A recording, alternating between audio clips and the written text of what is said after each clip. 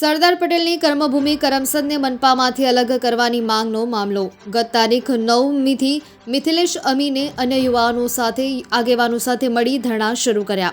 પોલીસે આજે મિથિલેશ અમીન અને અન્ય સમર્થકોની અટકાયત કરતા સ્થાનિકોમાં રોષ। શાંતિથી ગાંધી ચિંધા માર્ગે કરમસદને મનપામાં અલગ કરવા મામલે ચાલતો હતો વિરોધ। વર્ષોથી કરમસદને સ્વતંત્ર દરજ્જો આપવા ચાલતી હતી માંગ। જય સરદાર સાથીઓ, આજે સરકારે જે આ સરદારનો મોડવો ઉખાડ્યો છે ને, આગામી દિવસમાં સરદાર પંચાયતથી મળીને પાર્લામેન્ટ સુધી હમણાં મોડવા ઉખાડી નાખશે। મુદ્દાની વાત એ છે કે સરદાર સન્માન સંકલ્પ આંદોલન સમિતિના ધરણાનો આજે ચોથો દિવસ હતો અને ચોથા દિવસે પોલીસે દમનગીરી વાપરી અને આ આંદોલનને સમાપ્ત કરવાની કોશિશ કરી છે। સરકાર પોતે પોતાના અહમ ઉપર એક ચોટ વાગી છે કે શિસ્તની પાર્ટી જે ભારતીય જનતા પાર્ટી સમજતી હતી, જે અત્યાર સુધી લોકોને પૈસાના જોરે સત્તાના જોરે પોતાની પાર્ટીમાં ભેળવી દઈ અને જય ભાજપના નારા લગાવતી હતી, એ જ ભારતીય જનતા પાર્ટીના હોદ્દેદારો, કાર્યકર્તાઓ અને મતદારો દ્વારા સરદાર સન્માન સંકલ્પ આંદોલન સમિતિને જાહેર ટેકો કરવામાં આવ્યો।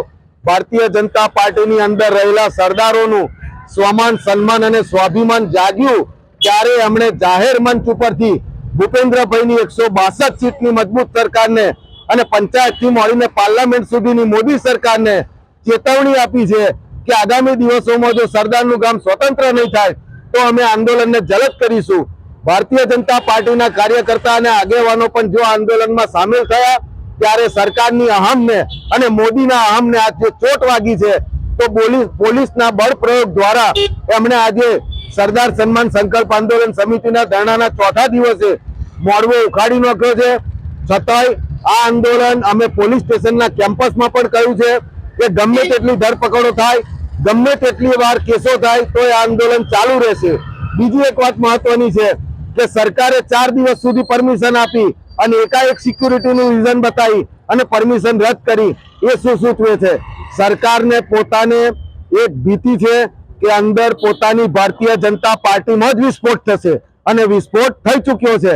2001 થી મળીને 2025ના વર્ષ સુધી જે ભારતીય જનતા પાર્ટી શિસ્તના નામે હુંકાર ભરતી હતી, એ જ ભારતીય જનતા પાર્ટીનું અભિમાન, મોદીનું અભિમાન અને અમિત શાહનું અભિમાન, ભૂપેન્દ્રભાઈ સરકારનું અભિમાન, આ જ સરદારના સ્ટેચ્યુ ઉપર ભારતીય જનતા પાર્ટીના લોકોએ જ્યારે સરદાર સન્માન સંકલ્પ આંદોલન સમિતિમાં સાથ આપ્યો ત્યારે એમનું અભિમાન ચકનાચૂર થઈ ગયું છે।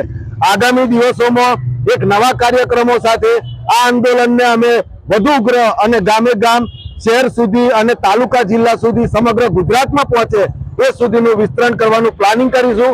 આંદોલન ગઈકાલે પણ ચાલુ હતું, આજે પણ ચાલુ છે અને આવતીકાલે પણ ચાલુ રહેશે। એની અંદર સરકારે જે કંઈ કરવું હોય એ એના તરફથી છૂટ છે। જય સરદાર, જય સરદાર, જય સરદાર, જય સરદાર।